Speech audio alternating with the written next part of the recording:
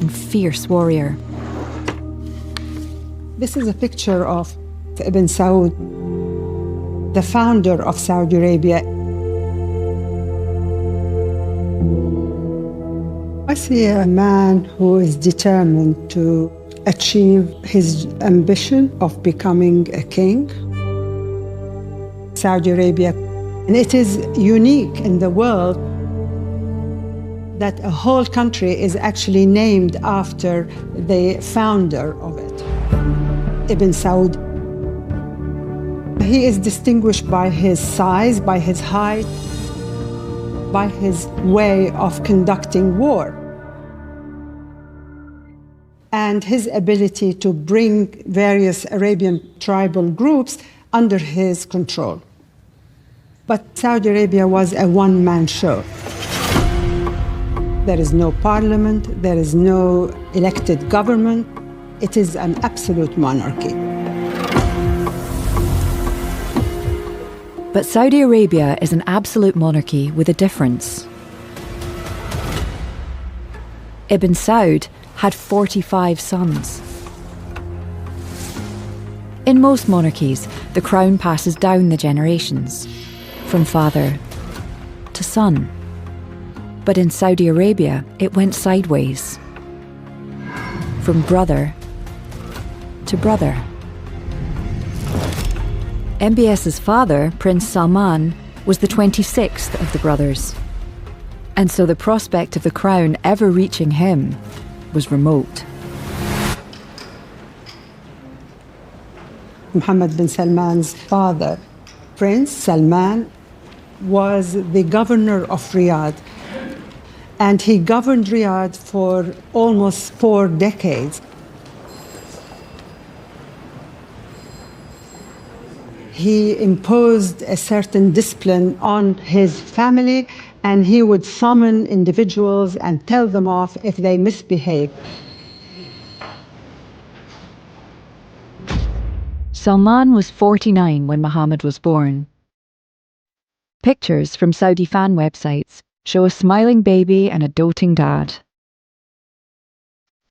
Mohammed was Salman's first child, with his favourite and younger wife, Fada al-Hithlain, a Bedouin woman, an outsider at the royal court. She was said to be ambitious for her son, and pushed him forward, so Salman noticed him over his other children.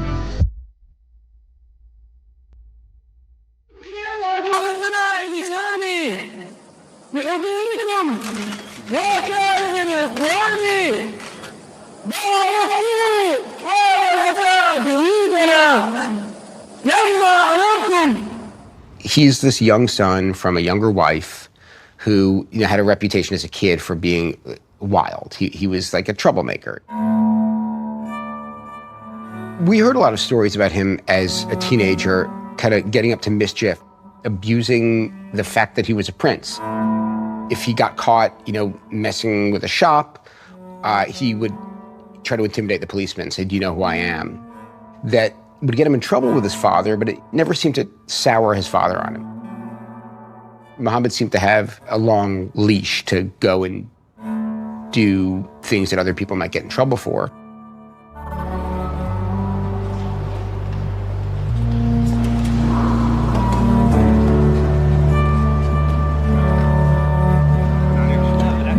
The wayward son and lenient father developed a bond so close that by the time MBS was a teenager, Salman was taking him on official trips abroad. صار لي اليوم اني ازور الMBC. انا اقول كاس المختصر اصبحت مشهوره فيه، وهذه اول زياره حقيقه. So a lot of Saudi princes would get educated abroad in Europe or the US, and Mohammed decided not to. He decided to be educated in Saudi Arabia. And it seemed like during that period, he went from being a mischievous teenager into someone who had more of a direction, someone who was more interested in power. السلام عليكم ورحمة الله وبركاته. إنه لشرف عظيم أنا أتقدم نيابة عن زملائي في هذه الجامعة العريقة إن حفلنا هذا تتويج لسنوات من الجد والكفاح والبذل والعطاء في طلب العلم. I mean, you've took me down memory lane. This was exactly 16 years ago. It was May 2007. It was a very special day for me. This was the day I got my medical degree. Saudi insiders rarely speak in public about the royal family. But Dr. Khalid Al-Jabri is an exile who left the kingdom after his father and MBS fell out. At university, he was part of the same wealthy peer group and graduation class as MBS. The person who delivered the commencement speech for that class from the university was MBS. لمكان وزمان وتحت أي ظرف كان عقولنا ستنير الطريق وعزيمتنا ستحقق المستحيل وإرادتنا ستأتي بما هو جميل فنحن نصف الحاضر وكل المستقبل وطالما أن المقام. He looked shy. He was basically saying how science and education is the foundation for progress for any nation. والسلام عليكم ورحمة الله وبركاته. A lot of my generation, and like me and MBS are probably a few months apart, when the internet came in, there was a lot of frustration. There was a lot of things that we wanted to do in Saudi Arabia that were only available in Dubai or London or Paris, and there was no reason, even religiously, for them not to be available in the kingdom. MBS's generation was growing up in a country that was deeply conservative and traditional. Cinema, music, and entertainment were all forbidden. Yet over 60% of the population were under 30. We felt detached from the governing elite and that they were not, representing our ideas. There was a feeling among this generation that the kingdom really was run by elderly gentlemen in their 70s and 80s. And change just came at a snail's pace.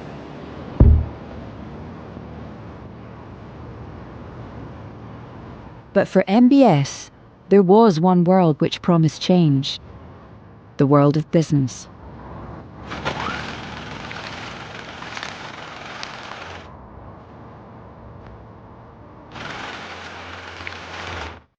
As he entered his 20s, he wanted to show he could make his own money. He was extremely ambitious and wanted to create a fortune for himself, which he did. Professor Bernard Heikel is a Lebanese academic based in the US. He first met MBS in 2016 and has become a friend and informal advisor. Some of the methods he used involved twisting people's arms, forcing yourself into situations where you could gain profit, both on the stock market, but also in real estate investments. One story about MBS's behaviour in this period has become legendary inside Saudi Arabia. MBS once had a land dispute with someone, and that person took him to court. The judge thought that MBS does not have a strong case, and so handed a judgment against MBS.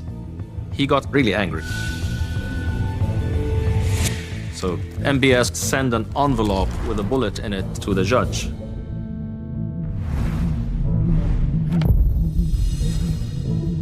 And he said, "This is what you'll get if you don't change your mind."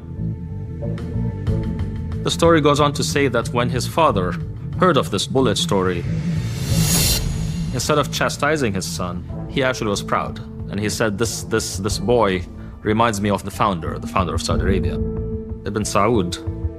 He has that exact same aggressive, tough spirit.